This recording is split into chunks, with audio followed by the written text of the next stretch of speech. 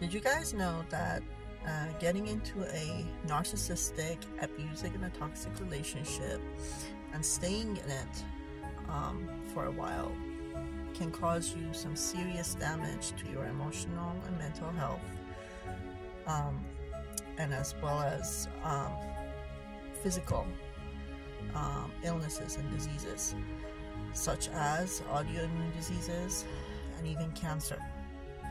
In today's video, I'll be talking about this topic. So, what I want you to understand and know is that, and this is coming, I'm talking from the experience and the personal experience that I have. No matter how strong you think you are, and let's say honestly you are a strong person, you have achieved a lot of things in your life, and a go-getter, somebody who will go and fight for what they want no matter what. So let's say you are a strong individual and you have self-confidence. However, no matter how strong you think you are, when you are entering into these toxic, abusive, narcissistic, or even covert narcissistic relationships with these individuals and these monsters, because of the type of the targeted abuse that you're experiencing, because you are experiencing it oftentimes on a consistent daily or weekly basis, it's gonna start chipping off on your confidence, and little by little it will start affecting you, whether or not you're aware of it or not. Okay, so there is this I think saying in the Chinese. There's, I think, it's a saying in the Chinese, and there's a torture, they call it, I think, water torture. And the way it works is that I think this is what I heard, that they put the person and they drop one droplet of water at a time on their forehead, okay? And it's just one droplet at a time. It's not going to obviously hurt them suddenly. However, when this one droplet is there consistently, like they're just laying down and one droplet at a time, this water is coming down at them. After a while, it's going to become very annoying, okay?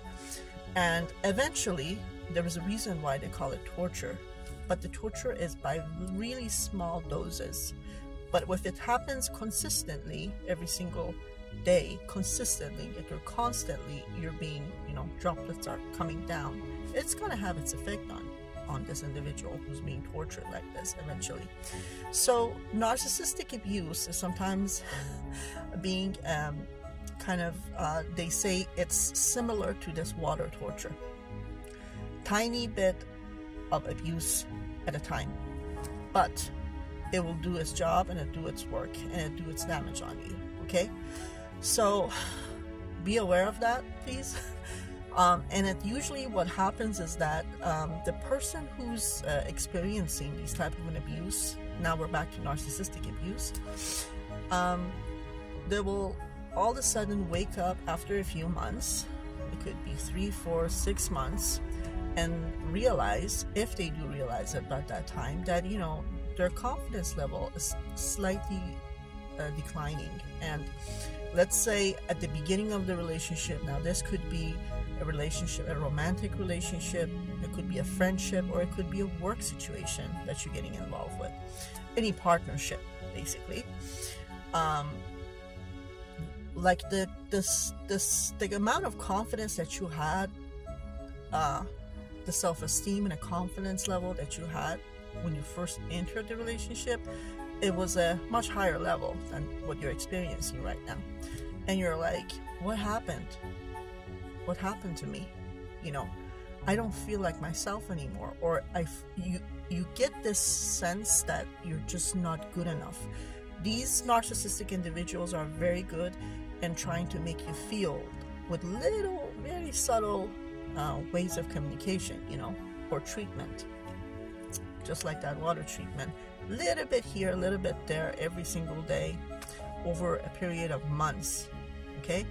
To make you feel that as if you're not good enough, you're not all that you think you are, or, you know, try harder, things as such. Being exposed to this type of an abuse, either with, and it doesn't have to always also be by direct verbal way, it could be non-verbal, such as body language, gestures, the way they look at you, the way sometimes there's more than one person involved, and sometimes they like team up together and they start like talking to each other. Like they have one goal, and the goal is to make you feel that you're less than, or try to portray some sort of a intimidation, you know, want to intimidate you in some way. So they might team up and just start talking to each other and look at you and laugh or smirk and then look the other way and walk away, trying to imply that they're talking about you and not such a very positive way.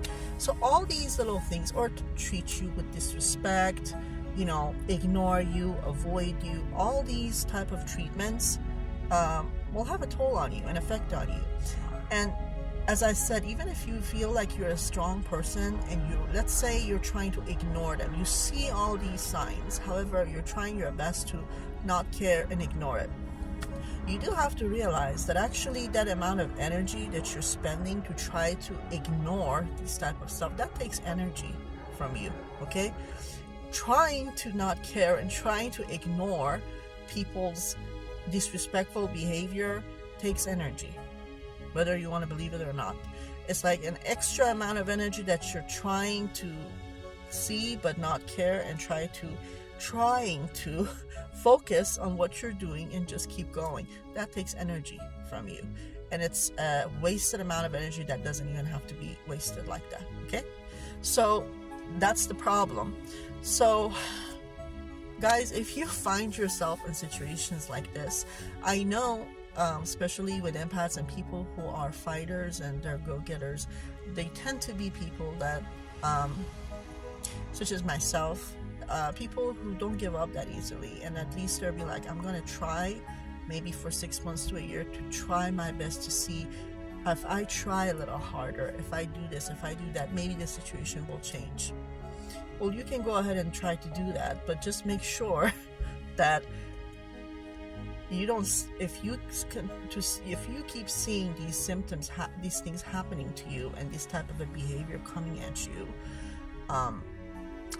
just don't ignore it for too long.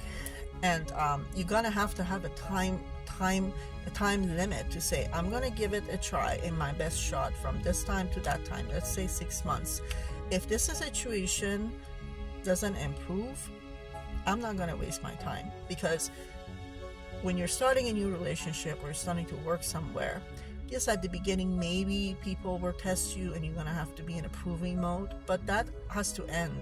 There is a limited time that you might need to have to do that. And as time goes by, if you're doing your best and you're putting your best foot out there, things are supposed to improve. And if the relationship and the quality of the relationship is not improving, and as a matter of fact, it's getting worse, so there's a problem, and you should be aware of that and pay attention to these things, and know that it's going to take a toll on you and your health and your mental health and your physical health. So now let's talk about some of the side effects and the negative side effects of staying in these type of relationships, okay? If you decide to stay and not get out of it. This is part 1 of this video, and I will continue to speak about this topic in part 2. So please refer to the next video for the rest of my discussion about the manifestation of the disease and illnesses of being in a narcissistic relationship. Thank you. See you in the next video.